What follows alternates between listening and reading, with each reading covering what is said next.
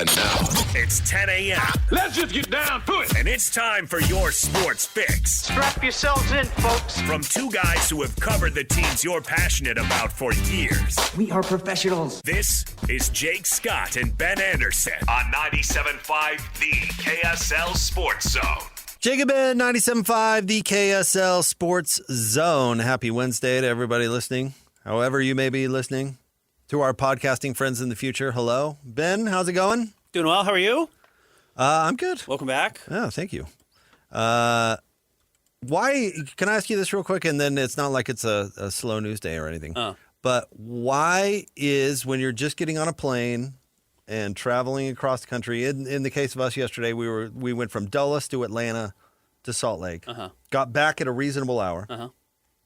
Had to get up pretty early, I guess. But why is it that travel is exhausting when you're not really doing anything? Is it an emotional thing? It's got to be an emotional thing. And in this case, I had like my 8-year-old was with me, and it was just the two of us, and that kind of adds to it. I mean, she's awesome, but you still have to keep track of somebody in a busy airport all the time. You know what I mean? Yeah. I got home exhausted. Yeah. I mean, exhausted. And there's the jet lag aspect of it, but I do think there is just a mental derailment aspect more so than just the physical wear and tear, because it's not that exhausting physically. You're right. So I mean, hopefully people can identify with that. Maybe I'm unusual or something, but exhausted after basically doing nothing. Yeah. I watched like 3 movies. Yeah, right. Took it out of me. It's rough. Rewatched Capote. Oh, did you like it? Yeah, I mean, I liked it when I first saw it. It was good again the second time. Yeah. You notice things when you watch movies like that a second time. Sure. But yeah, you were kind enough. that? You were kind enough to hold down the fort while I was gone, and I handed you just a desert of information to navigate by yourself. It was a bizarre 48 hours. Absolutely nothing going on. It was a bizarre 48 hours. I was already ready to come back Monday and recap a couple of games that were interesting. I think the outcomes were what we expected, but maybe how they got there was a little bit surprising. But, of course, that was just radically overshadowed by Monday, where it really felt like throughout our show, Kalani Sitake was headed to Penn State, and it felt like he was only gaining momentum. And then he had a bit of a weird press conference, I thought, which is how we wrapped up our show, which he was cryptic about what he was doing. And it seemed like the deal was all but done. And then BYU circled the wagons and got it done and paid him and made a huge investment in the football program, and now he's back. It was interesting following this from afar, this whole story. I wasn't able to be glued to it 24/7, so you'll forgive me, Ben, if I miss a detail or two, and please feel free to correct me. But I believe that he had all but taken the Penn State job. I believe that. 100%. That, by all accounts, that is exactly the case. The meeting had been called for him to tell the team that he was not going to be their head coach anymore. He was going. Yeah. I 100% believe that, and I 100% believe that BYU stepped in with a last-second package, so to speak, and an influence campaign that got him to change his mind to stay. The why, of course, is really interesting. It's the most interesting aspect of it, and then what happens now? So, I mean, I think there are several possible whys. Do you have one that, I mean, because I do not believe we have every bit as good a chance to win here as they do in Penn State, because that is not true. It's not true. No, it's simply not true. It just isn't. I mean, look at the selection committee. I mean, look what's going on. I mean, BYU is going to get left out with 2 losses. Penn State doesn't get left out with 2 losses. The Big Ten doesn't get left out with 2 losses. Yeah, you don't get left out with 2 losses in the Big Ten, period. So, I mean, that just conference alone, that's absolutely untrue. But that doesn't mean that his decision isn't a good one. And so that's why I think the why really comes in. And if the answer to the why is that he knows that he can run a successful program, win at a high level, jazz the fans, build on what Lavelle Edwards originally built. All those things matter, in my opinion. And we've seen a lot of hot coaches go to other programs where their formula doesn't necessarily work at that program, and we've seen it fail. Yeah. Now, we've also seen it succeed. Urban Meyer, and we could talk about why that is. The one that surprised me, and maybe this is just because I'm fresh from that part of the country, was I would not have predicted Bronco would succeed at UVA. It doesn't really matter why, but I was certainly wrong about that. He succeeded at UVA more than any coach they've had since the 80s. So his program was how he does things was remarkably transferable, and more so than I would have guessed. But we certainly, I think, have seen more of the hot coach fail, honestly. It'd be interesting to look at the percentages because what they do just isn't going to work at where they're going. Look at all the Texas coaches as of, like an idiot should be able to work at USC coaches. USC coach. I mean, the list goes on, and there's always that risk that Kalani's formula wouldn't work in college. What's it called? College Station? State College. State College. That's it. What's College State? No, that's Texas A&M. A&M. Yeah. State College. Thank you. I knew it was one of those. But what his recipe might not work there. And it's a high pressure, high expectation environment that if it does not work, you are out. And maybe financially you're compensated, but you're not a legend and your reputation is damaged and all of the things that come with that from a risk standpoint. So I would understand why he would stay at BYU because what he does works at BYU. BYU is safer. BYU is a softer landing spot than Penn State is. He already has a good working machine at BYU that should continue on and is lined up to continue to be very competitive, including talent that they have expected to come in the next few years. And now on top of it, there is a renewed or upped investment into him, into his coaching staff, and then into the program itself in the form of what's rumored $10 to $15 million a year in NIL on top of the disbursement that you get from being a part of the NCAA. The funny thing is Kalani has been on the border of not being retained as BYU's coach. That has happened in his career where it came down to an extension talk and they were either going to extend him or not. And then he goes out and beats USC and gets some goodwill and they extend him and give him more of an opportunity. James Franklin loses 3 games, including one to UCLA. Yep. And they boot him. Penn State was in the playoff last year, if I'm not wrong. They opened the season as the number 2 team in the country. Now, that's part of why they fired him, because they lost 3 games in a row. But that is something that you can do at Penn State that I don't think you can do at BYU. But my point is that BYU, Kalani got latitude, and that was really even before he really proved it, right? I mean, he got a lot of ability to prove himself at BYU. They gave him a lot of loyalty, way more than other programs give, obviously. I mean, we'll see what James Franklin does at Virginia Tech, but he did a really good job at Penn State. Yeah, he did. He did a really good job at Penn State. Yeah. And he has kind of a somewhat year. He doesn't even make it halfway through the season. Right. That's wild, right? It is. And I don't know if I'd be so quick to buy into that if I were Kalani either. So there's a lot of reasons to not take it. But if the reason to not take it is you feel like you can win at the same level at BYU than at Penn State, that is just not true. Do you want to elaborate on that with you? Because I agree in some ways. The lane train took LSU because you can win at a higher level at LSU than you can at Ole Miss. Because of the name value helps. No, name value, but also fan base. I mean, all those things, all the things that Kalani negotiated as part of his that all matters when it comes to winning at the highest levels. Right? I mean, we talk about it all the time. College football is an unequal playing field. And what do you do with the resources that you have? And your location is the entire chess match. Right? And Ole Miss, we haven't seen it there. They've had 2 Mannings, and we haven't seen it there. LSU, you've 3 national titles with 3 different coaches. And I don't know if you've ever known an LSU fan personally, Ben. But they're crazy. Yeah. And there's a zillion of them. Yeah. I mean, the same goes for BYU.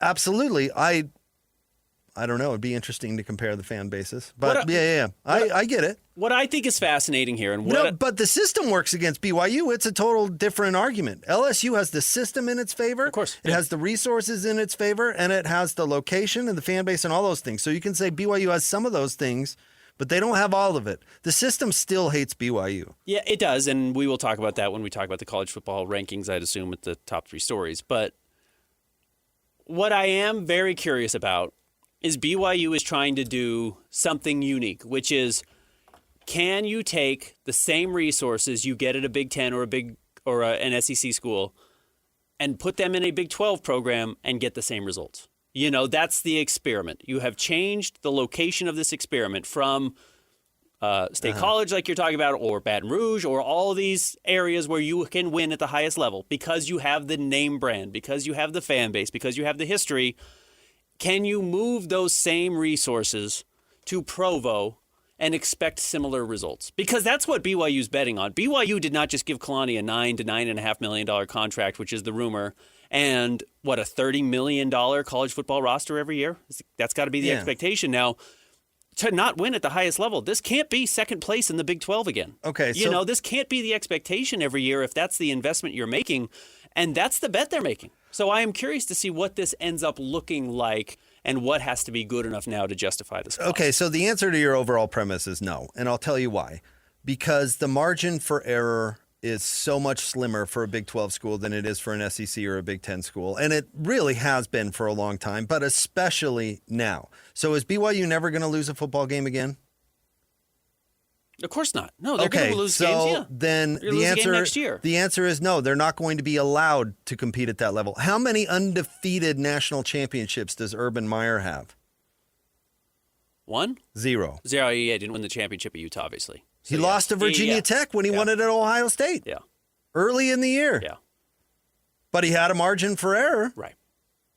BYU, they're going to leave 2-loss if it happens that way, because obviously they're automatically in, which is such a chicken way to look at it, which is exactly what they're doing. Mm-hmm. They're saying, we're boosting our excuse to leave them out because we think they're going to lose to Texas Tech, and we're not going to include them. Right. And it's freaking awful. But would that happen at Penn State? Of course not. No. Never. No. So the margin for error is the problem here. That honestly is the big deal, because Kalani is going to lose games at BYU going forward. And there's a difference between losing a game and it totally costs you the season and losing 2 and you're still very much in it. It's college football is that slim that makes a huge difference. James Franklin was in the playoff last year. BYU, we should look at Penn State and BYU's record. What was Penn State, maybe a 2-loss team? BYU was a 2-loss team. Penn State was a no-brainer in, probably, with a good seed. Of course. BYU, they found an excuse to leave out. So it's not possible to do at BYU what they do at Penn State. No, it's not. Agreed. And it's not BYU's fault. It's no booster's fault. It's no resource fault. No, it's the design of the system. They lost 2 games last year. They lost to Ohio State and they lost to Oregon, which are better losses last year than what BYU suffered. But regardless, what you're talking about, it's the same reason Texas is above Utah right now in the latest college football playoff rankings. And Texas, I think, has 3 losses, and Utah has 2. And Utah's 2 losses are to top 10 teams. Fewer losses, same quality of loss. No, they don't have a win over Texas A&M. But yeah, the margin of error is so much larger if you're in the Big Ten or the SEC, and that is by design. The system is designed to reward those teams and to punish you for existing. That's it. They don't want to include you. That's the problem. They want to include Penn State. They don't want to include BYU. And that's been true at BYU since 1984, when they won the national championship and every other half in college football was like, well, this is never going to happen again. Yeah. So I'm very curious. Again, I think this does go back to the experiment of same assets, different town, different part of the country with a different history. Will the outside forces respect you the same way? It's kind of what Texas Tech did, right? It's exactly what Texas Tech did, and Texas Tech has had to have 1 loss and beat BYU to be in the situation they were in, because if Texas Tech had lost to BYU, they would have flipped spots. They would be on the outside looking into the college football playoff right now. Honestly, the whole Big 12 is in the same boat BYU is in. The system is working against them. How many Big 12 teams are going to get into the playoff max? 1. Well, 2 max. 2 max. If BYU wins, it's 2 max, yeah. How many teams every year is the SEC going to get in max? 6? Max 6, at least. I mean, and 4. they're going to make it bigger. Right. The margin for error is going to become 4 losses in the SEC. Yeah. It's not going to change for the Big 12. No. Maybe a little bit. Maybe all of a sudden they go from 1 to 2 or 2 to 3. But honestly, in basketball, what we're talking about is 1,000% possible. Football, nope, not. Agreed. The system, again, we will talk about so this. So Kalani State, the whole point is Kalani Yeah. State for other reasons than you can win big. And I'm not trying to drag BYU. I think the reasons he stayed are interesting and relevant. And he could go down as Lavelle Jr. if he really wins at BYU. Penn State, you can win for, James Franklin was there for 8 years, 7 years. You could win for 7, 8 years, be in the playoff. Yeah, but you have you're one bad out year. on your ear. Yep. Because some linebacker misses a tackle or whatever the case is, you can go through and nitpick every game. Again, to your point, they made the college football semifinal last year. They won 2 playoff games last year. They beat SMU in the opening round. They beat Boise State in the second round. They made it to the semifinal and lost to Notre Dame by 3 points, and he got 4 games the next year.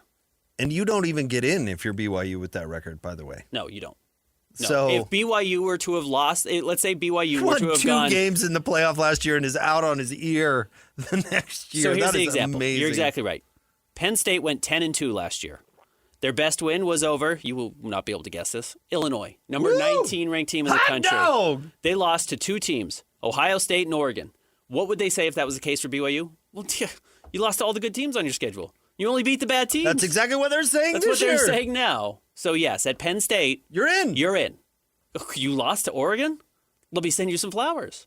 Yeah, Well, look at how everybody nice loses it is. to Oregon. Yeah, No, what a, I mean, what a wonderful loss. come on. Welcome to the club. But yes, if you're on the other side of it, if you're Utah or if you're BYU and you lose to Texas Tech, or you're Utah and you lose to BYU and Texas Tech, they say, you had 2 good teams on your schedule and you lost to them both. Why would we even consider you at all? Yeah, Utah's a 2-loss team. They're never getting in. Yeah, like not a they're chance. so far out. There's not a chance they're going to get in. Yeah, and BYU's going to lose because they're only is not going to get in if they don't win this weekend because they lost to the quote only good team on their schedule. Is the view of the national voting media that puts them in the spot in the AP poll that the college football playoff tries to say they don't consider, but of course they do, and they bring it into their own rankings, and then by the end of the year they can justify it as well. So, I mean, I like that Kalani's staying because I think he's a great coach and he's doing a great job at BYU. He's a good person. It's good for our jobs. And I would love to one day hear, the pinpoint why, what really were his priorities. But whatever they were, just because it wasn't winning at the ultimate highest level does not mean that it's a bad decision. Agreed. It doesn't. And so even if he prioritized his family, said my kids grow up here. Hey. That was a big thing for Witt, right? We always heard that.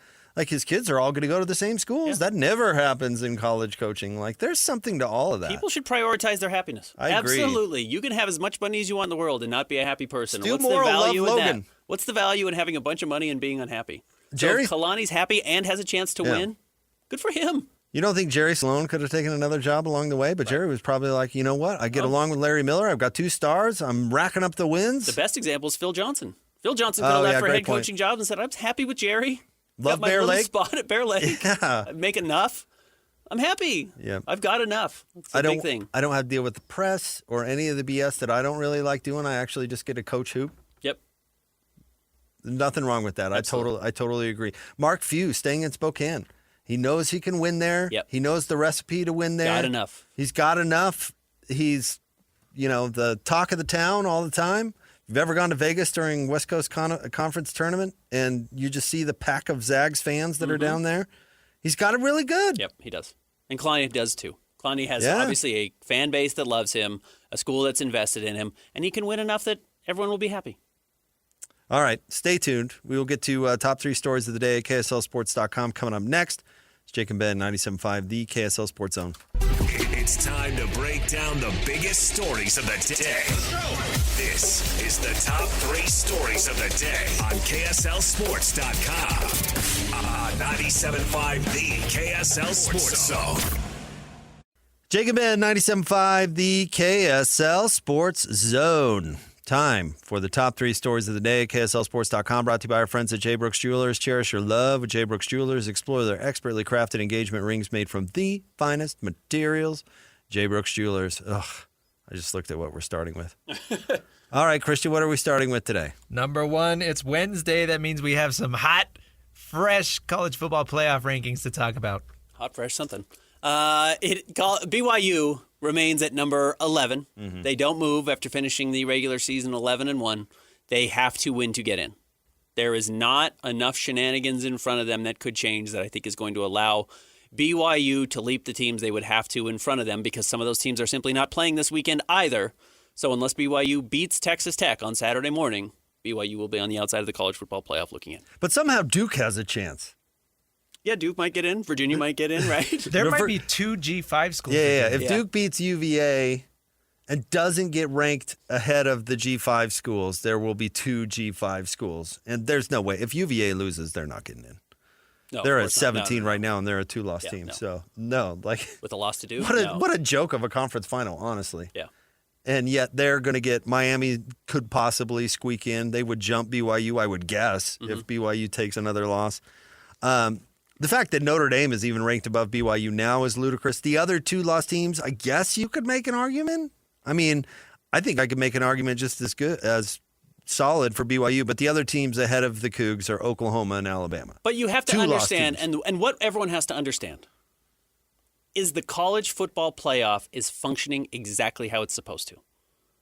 It's doing exactly what it's designed to do. And I know people think it was about fairness.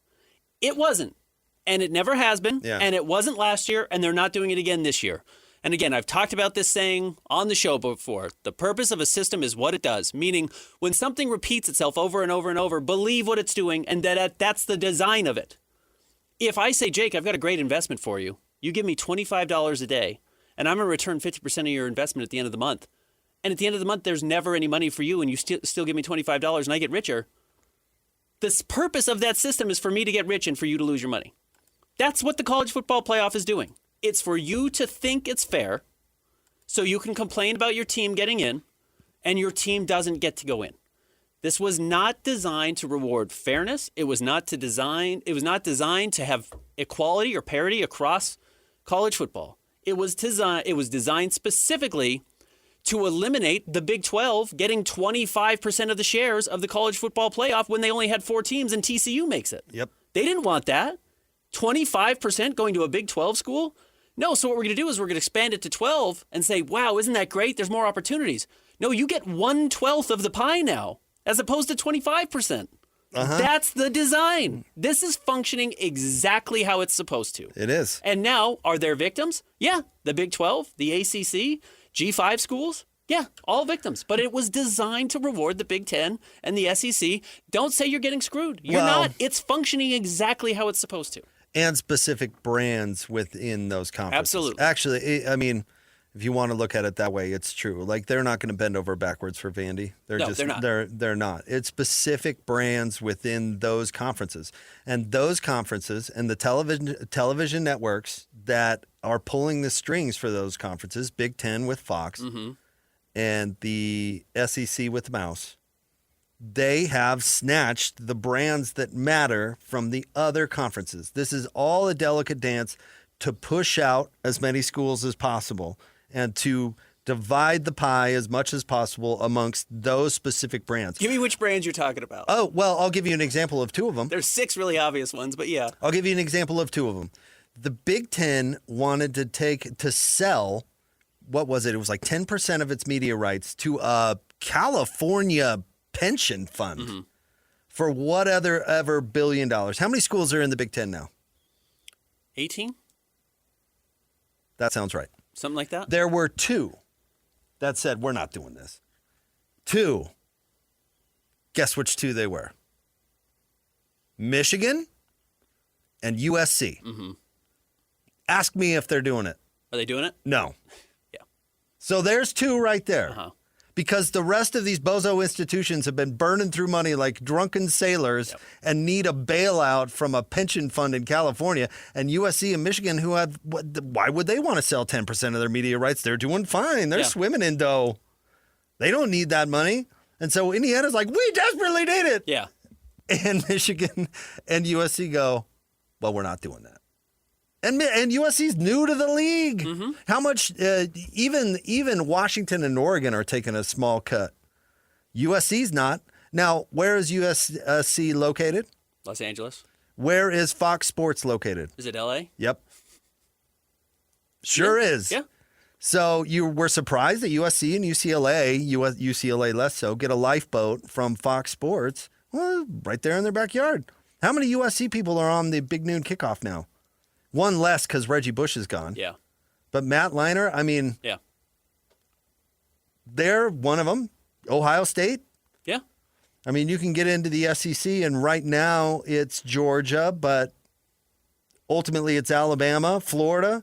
Florida State used to be that. I don't know if you can include them in that anymore, and partly because they haven't been willing to join the SEC because they've got this stubborn pride and now they're a shell of themselves. Miami is the same thing.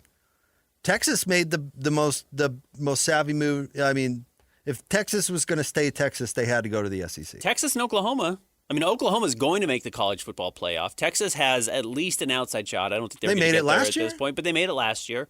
Yeah, they're going to get in most years. But how many other Big 12 teams did the SEC take? Counting, looking down the list, I don't see anybody. Two teams total. They had taken Mizzou and Texas A&M before that, and they really took Texas A&M to dip their toe in the Texas waters. They would always have rather had Texas, and they eventually got them. Mm-hmm. We saw that when Utah was going into the Pac-12 with the swirl of rumors that was going around.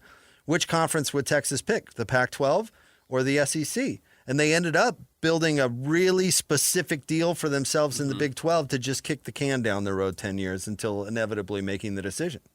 But going back to your the pension fund that was going to be split off and the two top teams saying they didn't want to do it, or two of the most valuable teams saying they didn't want to do it, it's why the Pac-12 is dead. Because USC wanted to have more say in the Pac-12, or Oregon wanted to have more say, and they didn't give it to them. And they said, fine, we're going to go somewhere else. And they went somewhere else and killed the Pac-12. Yeah. All they wanted, Ben, was they wanted the conference office in Southern California. They wanted USC to not get screwed by the refs, and they wanted USC to not play Washington State on Thursday after playing Saturday. And guess how many of those things that Larry Scott did? None of them. None. Yeah. Zero. And it was jealousy out. from the other presidents, by the way. It was always jealousy, and it ruined the conference. Zoom out. Look at what's happened with the college football playoff once it's expanded to 12 teams. Look at how the Pac-12 died. Look at the teams that left the Big 12 to go to the SEC.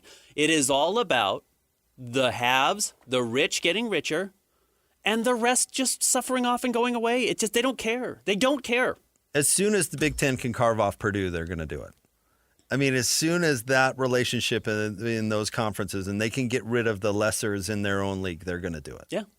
Right. It's happening. We're seeing it. I saw a rumor about it this weekend. Now, it was from an entirely unreliable source, but they're going to go to 60 to 70 teams, and then they're going to cut it down from there. They're siphoning off the big teams from the other conferences, so the other conferences will die. It's just that simple. Yep. That's what they're doing. So they don't have to share. Yep. And so they're not going to give more piece of the pie of the college football playoff than they absolutely can justify. And you can expand it to 16. That doesn't mean that other teams are getting in. They're going to justify ways to get their schools in more. Yep. That's it. Next. Number 2, cue up the MC Hammer. Show us your best dance moves. Kalani Sitake is here to stay. Yeah, he is here to stay. Good for him. I think if it's true that he prioritized some systemic things inside BYU, I think that's probably a good thing. I find the price tag interesting, $9 to $9.5 million, although I kind of don't believe that, or at least believe that that's coming. That entire sum is coming from the university. Well, Joey McGuire's getting $7 million a year plus certain bonuses that allow him to make a lot more than that. Maybe that's how Kalani gets to $9 million. Right. There are certain bonuses to get there. College football playoff, whatever. I guess what I'm saying is he probably has $9 million in the bank.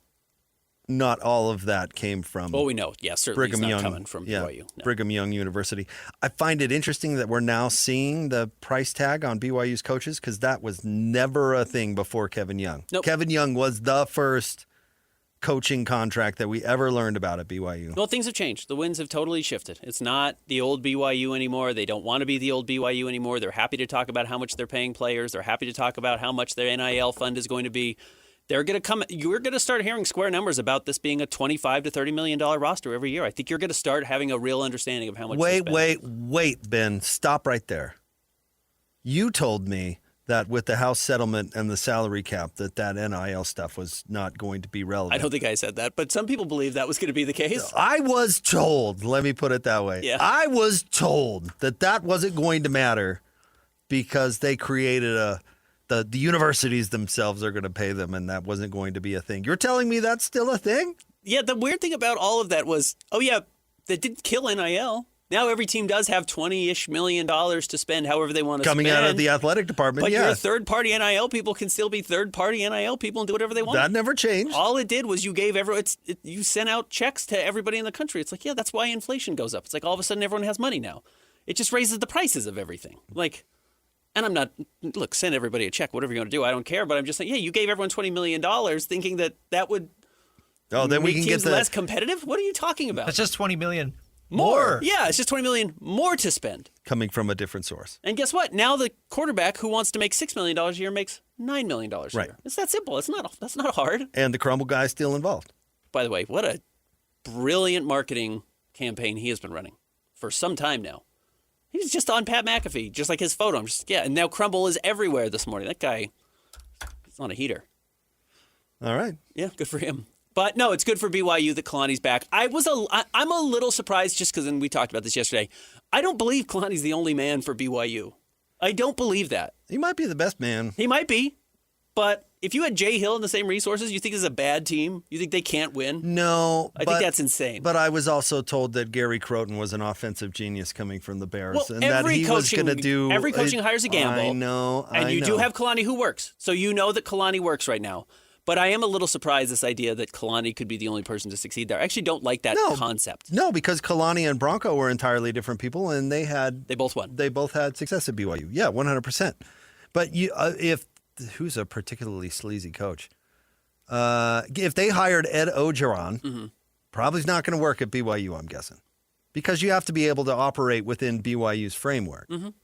And Bronco and Kalani both figured out a way to do that. It's entirely different, though, because I remember when Kalani first got to BYU, the first year they had Jamal Williams and Taysom still, and they had a good record. I have to go look at it. Did they still have Taysom with Kalani? I don't remember. That might have been Mangum off the. Yeah. I'd have to go back and look, but they had a good season because they had this really strong. Mangum off the mission was still Bronco. They had this.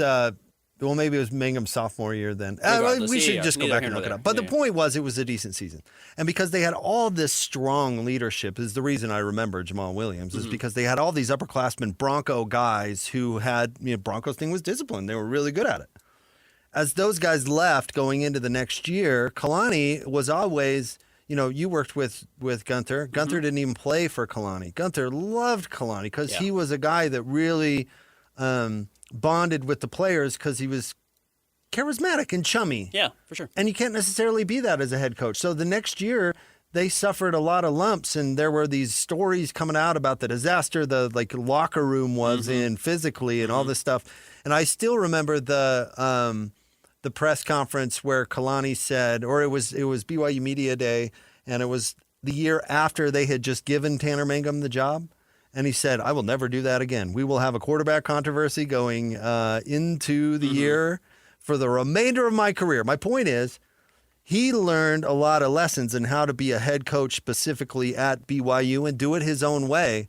But his way at the beginning was not successful.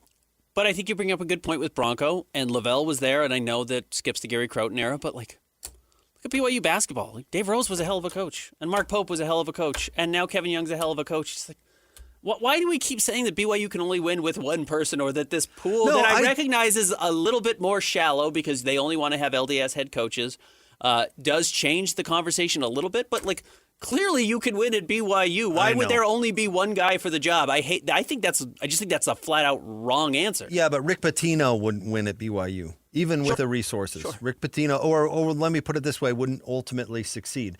The coaching pool, it's not that it's dry, obviously, for the points that you just laid out, but the coaching pool is very shallow. It is shallow. Of coaches it's shallow of coaches that will succeed, in my opinion, at Utah. But you want to know one of the reasons why it used to be more shallow? Because BYU underpaid their guys, and they don't do that anymore. Yeah, that was one of the big issues. That, and they were way more strict on things like entrance into school, transfers, not to mention the honor code. So a lot has changed, has opened up, where that wasn't a thing for Bronco or Dave Rose. Agreed. So, all right. Do we have one more? We do. Utah Mammoth on a slide right now. They made some big roster changes yesterday ahead of their road match today at Anaheim. Sent down one young player in Simashev. He's going back to the AHL to play with the Roadrunners, and brought up Daniil But. While they have had serious flaws defensively, they also simply cannot score enough, and they've been terrible on the power play. And if you watch the preseason, Daniil But loves to shoot the puck, and they could probably use a guy with a little bit of that energy. Just somebody to step in and say, oh, it's a little wild. I guess if he's shooting, we should shoot too. I think that could be some help here. So we'll see. It's interesting covering hockey in how different it is from basketball, in a sense that, it's not just a one-man show. Alex Ovechkin gets a lot of headlines because he puts up a lot of numbers, but It doesn't necessarily guarantee that the Caps are going to win the Stanley Cup. I know that seems like an obvious point, but you know what? If you have 28-year-old LeBron James, there's probably a good chance you're going to be in the finals because that's just how basketball works. And so following these, adjustments from a roster standpoint and utilizing the farm system is really interesting. And I wonder how they measure the impact that those movements make. Like if you bring up a G League, if Oscar Tshiebwe is all of a sudden on your bench, it's not going to make a difference if you're going to win or lose. At all. At all? No. But you call up a young gunner from the Roadrunners or whatever, what kind of impact does that have? Yeah. What kind of shakeup is that for a sport that relies a little bit more on the fist rather than the five fingers? And we'll see that tonight. All right, stay tuned. We'll have more Jake and Ben coming up next. 97.5 the KSL Sports Zone. Who's got it better than us? Your home for the best sports coverage in Utah. You're listening to Jake Scott and Ben Anderson on 97.5 the KSL Sports Zone. Jake and Ben, 97.5 the KSL Sports Zone. It's a Win Ticket Wednesday. It's a good one every week, Ben, but I particularly like this week. Caller number 12 right now, 801-575-ZONE. You're going to win 2 tickets to go see Aerofest 2026, headlined by Styx and Chicago at Utah First Credit Union Amphitheater on August 30th. Caller number 12 right now, 801-575-ZONE. Chicago had a lot of different genres. I wonder what their go-to, In know what I concert? mean? Yeah, They span the eras. OG Chicago was way different than what Chicago was in the 80s. You know what I mean? Yeah. It's kinda like- find a way to survive. Like when Jefferson Airplane gets together, do they play Revolution or do they play, what's that dumb song that Hanson Scotty always close their show with, or used to? Nothing's going to stop us now. Do they go into the Jefferson Starship era? Yeah. I'd imagine the fan bases of those two eras are quite different. Yeah, different groups of people. The hippie 60s people are probably booing the "We Built This City" Yeah. when they play "We Built This City," which I believe I read a publication. I don't know what it was, Rolling Stone or whatever, but that was named the worst song of all time. Oh. Would you buy into that? No. That's the fun There's a song. decent draft. We could do worst songs of all time. I like that song. You do? We built this city on rock and roll? Yeah. I do not. Oh, that's a great song. As a fan of Jefferson Airplane, I can't possibly jump onto that. Okay. No thanks. It's like the old school Blink people saying they couldn't get on board with what was their first big hit? You knew all the snooty Blink 182 fans because they all hated it. What's my age again? Yeah. That launched them into stardom. Be happy for people making money. Are you obligated to do that? I don't know. I'm happy for young people to make it, figure it out, whatever they got to do. So I'm happy for Kalani getting paid as well. Are you really happy for Steve Ballmer making money? Right now, no. As a 70-year-old, I don't care that he, every afternoon when the stocks go up, he makes $40 million. I don't look at Steve Ballmer and go, I'm happy for Happy that for guy. him. No, I'm with you. not a thing.